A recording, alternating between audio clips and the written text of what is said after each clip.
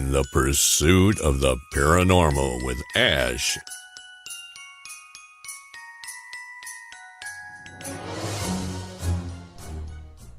Happy Christmas Eve, everybody. Thank you for joining me again on Pursuit of the Paranormal.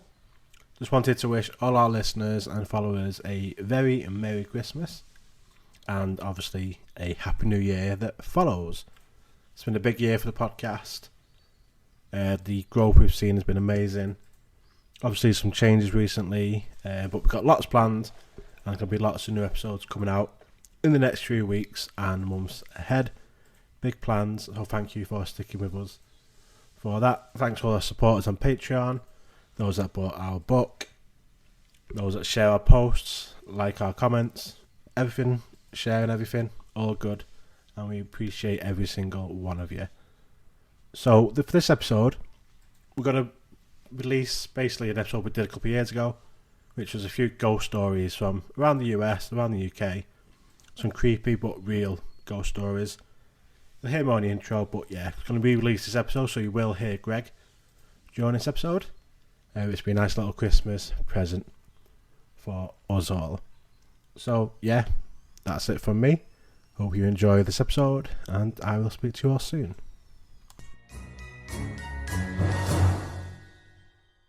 Traditionally, Christmas in England was a time for scaring the bejesus out of little children by telling ghost stories around the fire.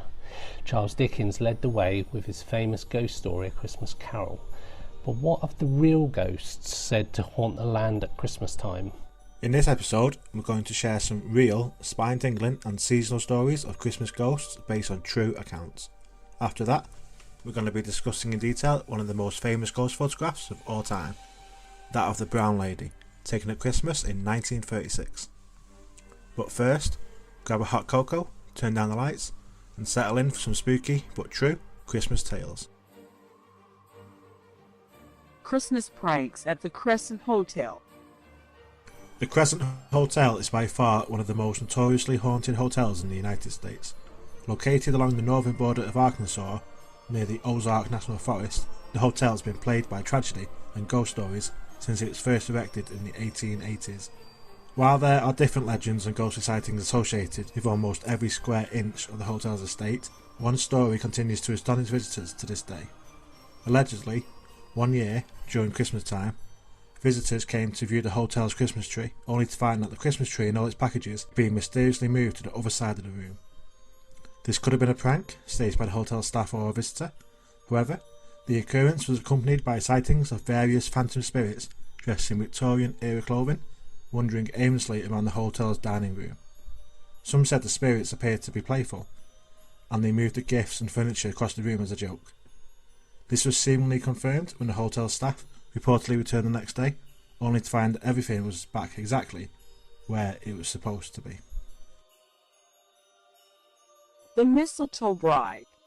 In the early 17th century, a young woman named Anne was to be married on Christmas Day at Bramshall house in Hampshire, England.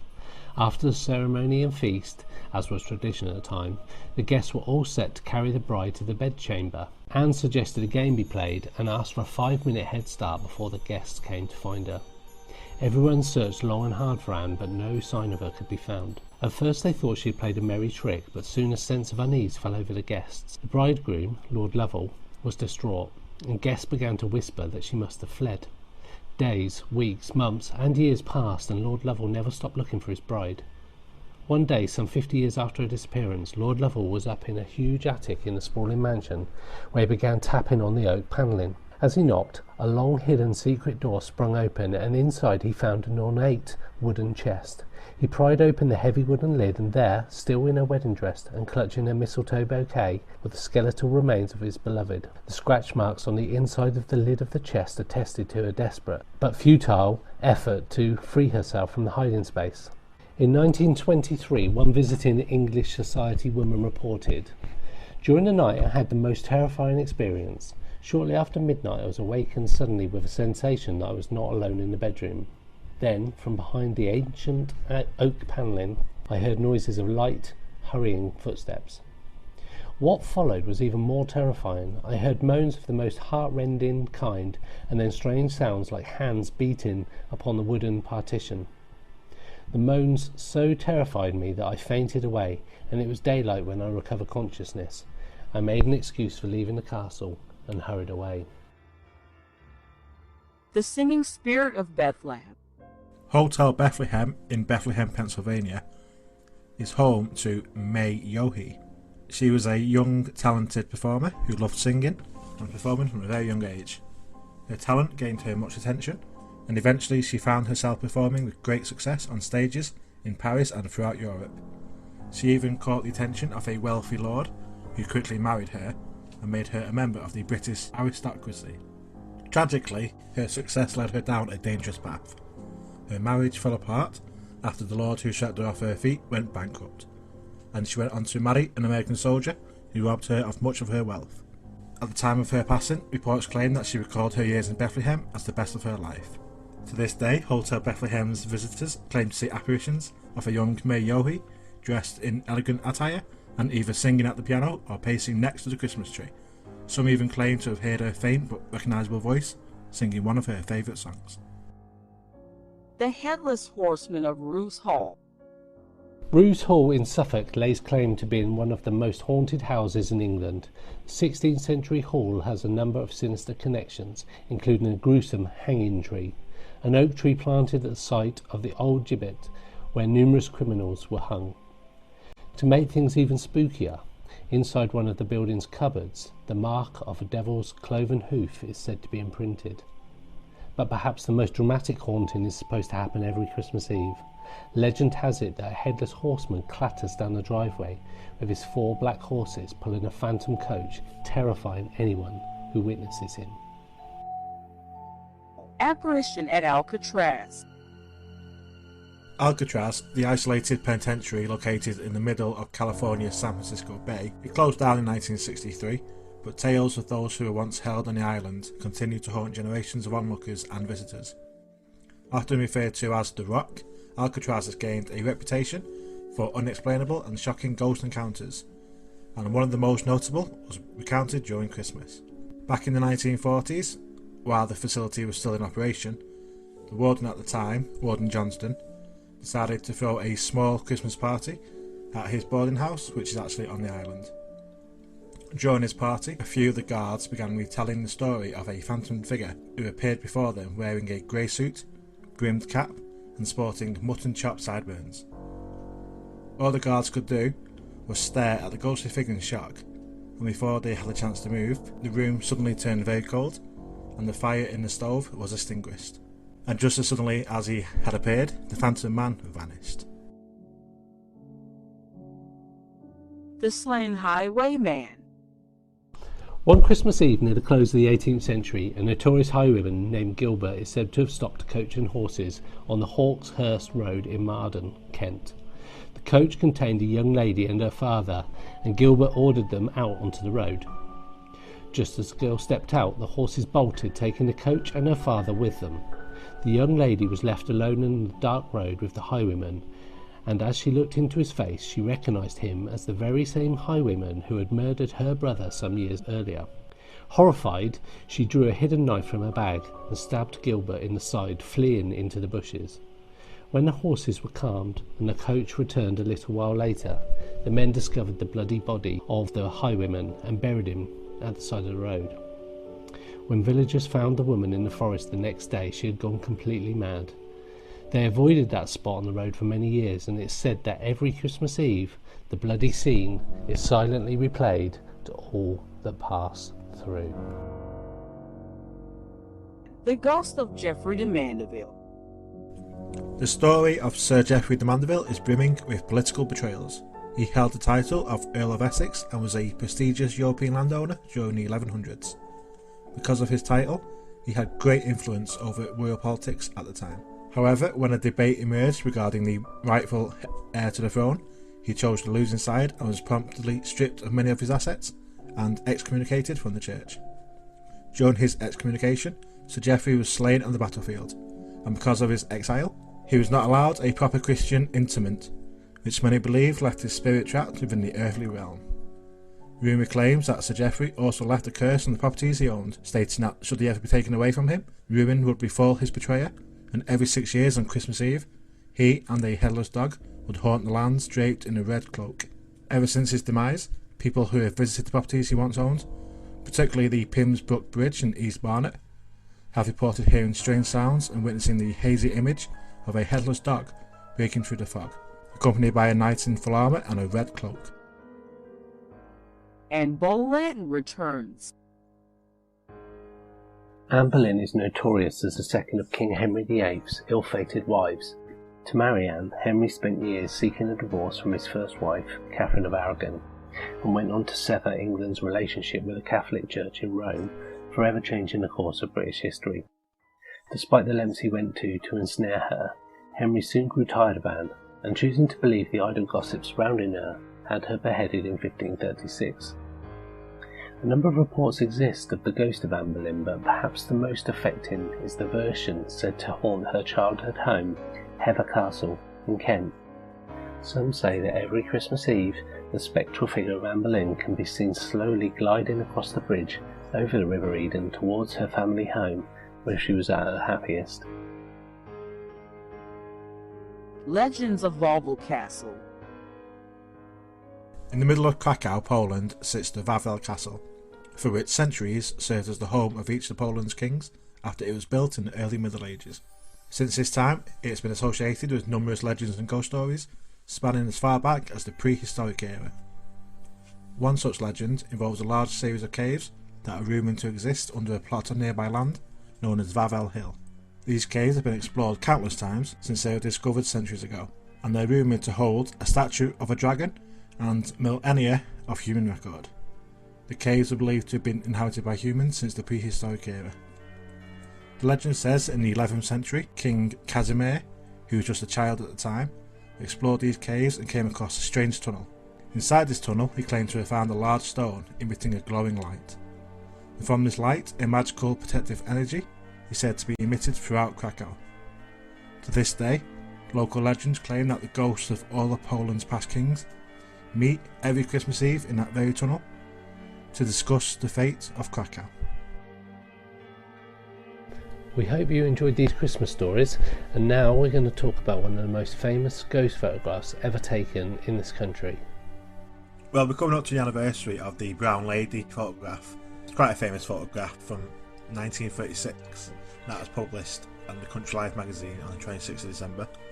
Okay, yeah, I've heard about that photograph. It's a real famous photograph. I know she reportedly haunts Raynham Hall, which is in Norfolk. It's also become one of the most famous hauntings in this country. Like you say, when the photographers from Country Life magazine claim to have captured her.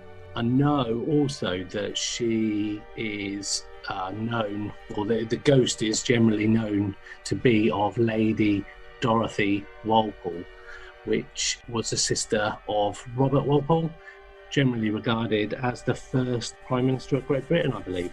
Yeah, that's the one. Cool. So have there been many sightings of her at all, do you know? So I only know really of the iconic picture. I don't know a great deal about her. Yeah, well, the sightings, the first recorded one's back from 1835, and that was around Christmas time. Okay. Colonel Loftus and another guest called Hawkins, and they said they saw a brown lady one night as they're going to the bedroom. Yeah. And they later reported that they saw it again, and this time they noticed that the spectre had like empty eye sockets and looked quite haunting, quite scary to look at. And these reports actually led to some staff actually leaving. Oh, They wow. don't work there anymore because these stories, it's pretty much scared him from working there.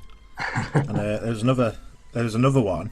Yeah. And this was a few months later in 1836, and this was Captain Frederick Marryat, Yeah. who was staying at the property to actually disprove the hauntings.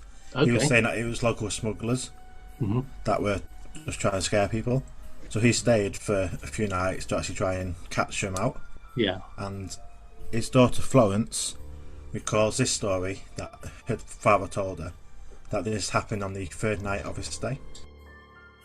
My father was walking back to his room with 2 nephews of the baronet when they saw a glimmer of a light coming from the other end of a long dark corridor, originally thinking it was one of the ladies in the house. He concealed himself behind one of the doors in the middle of the corridor and watched her approaching nearer and nearer, through the chink of the door, until she was close enough for him to distinguish the colors and style of her costume, as that of the brown lady. He had his finger on the trigger of his revolver, when the figure halted by the door which he stood. The figure grinned in a malicious and diabolical manner at him, which infuriated my father, who sprang into the corridor and fired the revolver right in her face. The figure instantly disappeared, the figure at which for several minutes 3 men had been looking together, and the bullet passed through the door of the room on the opposite side of the corridor. Wow, that was a weird sighting for definite.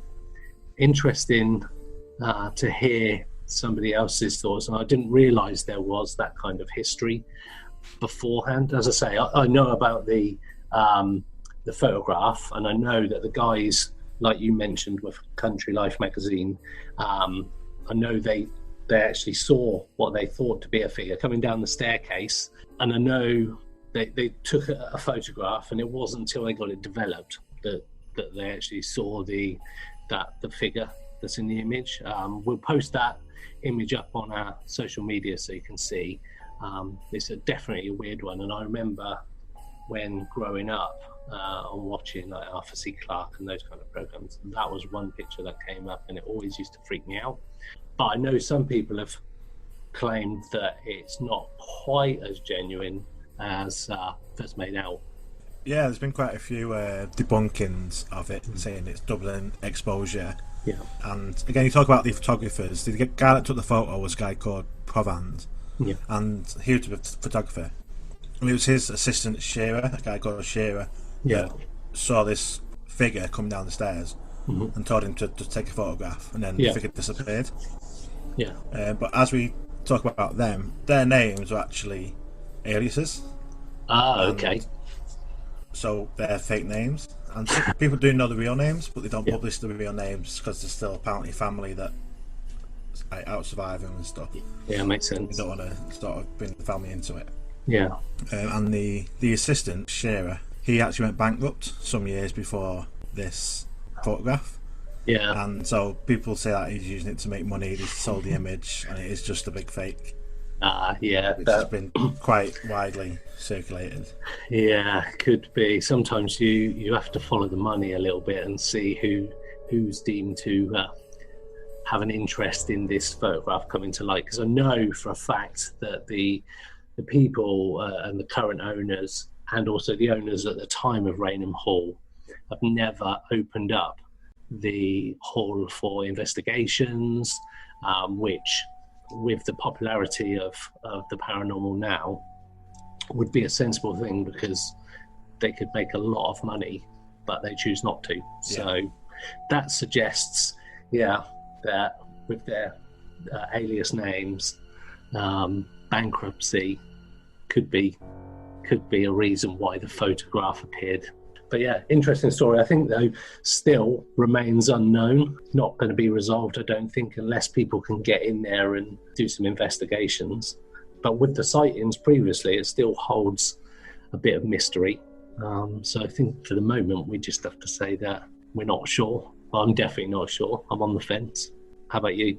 Yeah, I mean, one of the things that sort of on the side of it being more real is it's 100 years between the recorded sightings and the photograph, and it's the photograph that made the Hall famous, not the original sightings. So it's not like it's a famously haunted place and they went and they took photographs. It was the photograph made it famous. This is 100 years later, so that's the only thing that makes me think, is it genuine?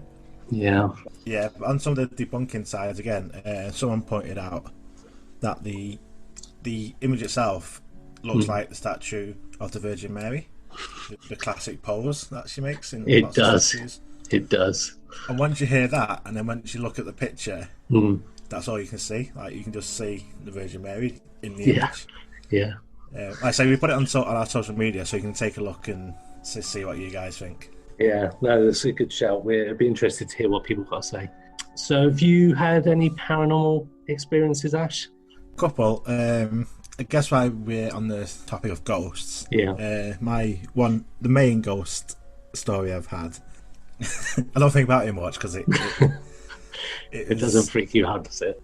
It does. When I think back, I get like goosebumps and stuff. This was a few years ago now, but it was pretty paradigm shifting for me. Yeah. I've always had an interest in it, mainly UFOs, but yeah, always had an interest in all other aspects and stuff.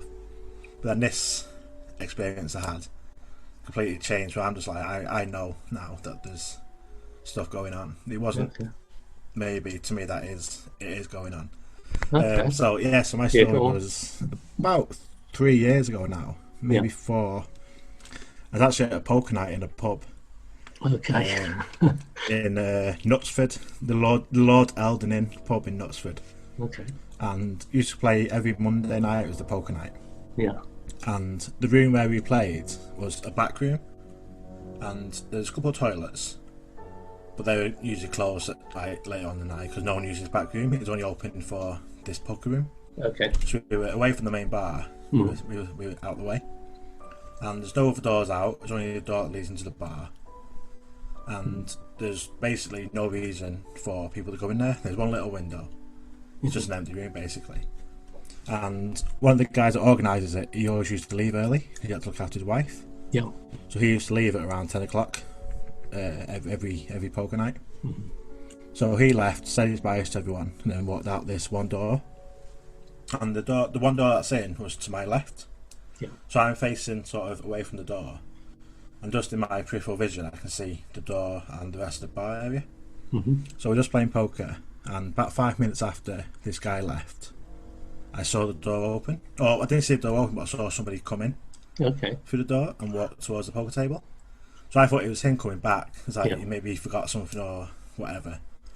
And I felt him, and I saw him, or I saw someone walk behind me and then stand behind my right shoulder. Yeah. So I'm playing poker, but I'm aware of someone that's coming, walked behind me, and I can now feel him stood behind me. Okay. And I heard him say something. I didn't hear what he said. It was just that it's like he said something. So I wasn't really paying that much attention to it. I was where he was there. He'd come in, he said something. Yeah. But no one at the table responded.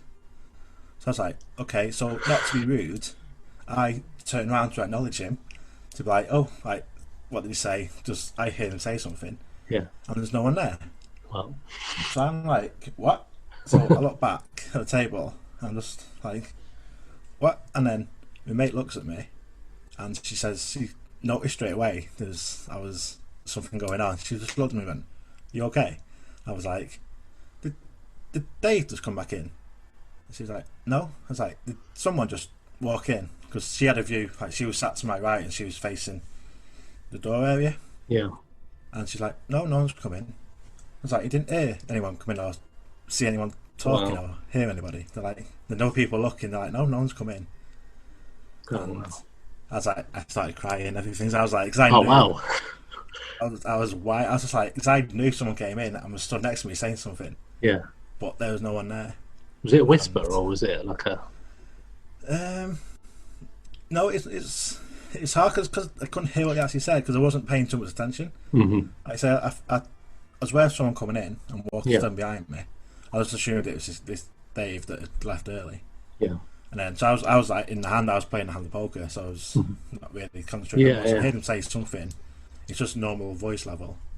And it's only because no one else responded to him. I was like, I'm not going to be rude. I'll like respond to you. Someone stood there talking, and there was no one there. And so that was my. Wow. And I've looked into like what it could have been, like different things, like angles of light or door, but there's nothing. It's like no windows. Well, there's only one small window that's closed. So is there a history in the property? Do you know? I did look at the time. Yeah. I think there was something. There's something about a woman. Yeah. That I've been seeing there, but I've not looked for a couple of years. It was at the time I was like, what the fuck, like literally. Yeah. And if you say you felt like someone was standing there as well, that would sort of rule out sort of light and that kind of thing. Wow. That's pretty cool. I literally, out my eye, I seen him walk towards me and walk behind me, and I felt like you can feel a presence, like when someone stood there, you can just it's sort of changing air or whatever. Yeah, There's definitely. So before paradigm that, shift. were you a believer in ghosts or? Belief, yeah. I mean, yeah, I did. I think we like to believe that there's something Yeah, after we die. yeah, Like I said, I've always been interested in it, but hadn't had any personal experiences to yeah, say either way. My family have had quite a few experiences yeah. that I believe have happened and Okay. believe thingy. But so I probably was more on the side of being a believer that there's something. But now there's no doubt in my mind. Yeah. Cool. So, what about you? I know you are part of the paranormal investigation team, so I'm Yeah. guessing you had a few Yeah. stories So to tell. yeah, we've got there are loads of stories. There's loads of stuff that we've managed to capture on film as well. But I have one which I'll put the video up. So I actually managed to capture it all on video. The whole there is about 19 minutes of footage, but it's down to about 5 minutes of actual stuff happening. So I'll give you the background as to why I was there. So my granddad passed away some years ago, and my nan remained in the house, their home, and she became ill, so she went into a care home. So to help fund that and whatnot, the decision was made to sell the house because it was unlikely she was going to come out of the care home, unfortunately. So we were helping to clear out. So it's me, my mum, my auntie, one of my uncles. We were looking to clear out the house and just get the final bits out of the house before it sold. And so I said to my mum, I'll come over and help that weekend. Brought one of the dogs, the only dog we had at the time. Brought my youngest daughter. She came with me just for a few hours, just so we could just help out, lift and stuff. Old house, pebble dashed walls on the outside. Horrible thing if you ever knocked into it when you're running around when you're a kid. Painful. But in the house, 3 members of our family have actually died. So my granddad, Oh wow! my great gran, and one of my uncles passed away in the house. But when you see the video, you'll see me in a particular room, and I've got a camera set up, full spectrum camera. I just popped in the corner. I said to my mum, "Are you okay if we're not going to be here again? Are you okay if I just come in and just have a go at filming? I've got my voice recorder, and we'll just see if anything happens." Yeah. And surprisingly, my mum was well up for it. She's like, yeah, that'd be great. I'd be interested to see what comes of it. So I'm in the bedroom. Incidentally, it's the room where my granddad actually passed away some years before that. So camera on the side, me and my daughter come in, close the door. Just as we walked to the side of the bedroom, I hadn't actually noticed, but the door had actually opened behind us. And it's a wooden door with this almost like a gate lock type thing, real old school house. My daughter goes back up to the door, looks round as if to see if anybody was outside, and closes the door and comes back over to me. Again, I hadn't really noticed any of this at this point. Nothing really happened. She was a bit freaked out anyway when I told her what we were going to do, and she's only like 8 or something like that. So she was not really. She was probably actually younger than that. She was not really up for it. So she said to me, "Can I go, Dad?" And I'm like, "Of course you can." As she says that, and again, I didn't notice this, the door opens, and captured on the video is like an orb appears just in front of her before the door opens. So she goes off out, closes the door. I don't notice it. Anyway, door opens again as I'm in the room on my own. Room feels genuinely nice, calm. I've been to places and the rooms feel really sort of like the air feels quite thick and heavy. But this felt really nice and calm. Didn't feel scared, anything like that. Anyway, so I'm just talking away and asking questions. I don't know if you've seen it with a voice recorders, you ask a question, you leave like a 10-second gap or so and try and capture electronic voice phenomena or EVPs on there that you can listen to later on, see if the spirit has actually answered the question. So I'm doing all that. I think it's probably time to go now. So The door is open at this point, and I say, okay, thank you. I'm going to go now. It's been a pleasure. Mean you no harm, all that kind of stuff that we as investigators say just to thank the spirits, if there is anything there at all. And I go out the room. End of. I review the voice recording later on. Nothing was recorded that I could hear. It's not until I play back the video that I noticed the door opening that multiple times. And just as I say, thank you, I'm going now, a very bright white orb from where I am standing swishes past the camera, does a loop into the corner, and goes out the door just before I do. And I don't know if you've seen like Donnie Darko. Have you seen Donnie Darko? Yeah. On Donnie Darko, at one point, when all about time travel and that, he has these weird things that come out of him, like before he goes anywhere, to like show his movement. And this orb is essentially, the only way I can describe it is this orb just traces a way out of the room just before I do. Very strange. Didn't notice any of it at the time. Only when I reviewed the camera did I notice it. And there was loads of footage, but only those for a few minutes that I've managed to capture with anything sort of useful or interesting on that. So we'll put that up as well. But that's one of many paranormal experiences that I've had. I've seen Ouija boards move around. I've seen giant Ouija boards, as though they've been whacked from underneath.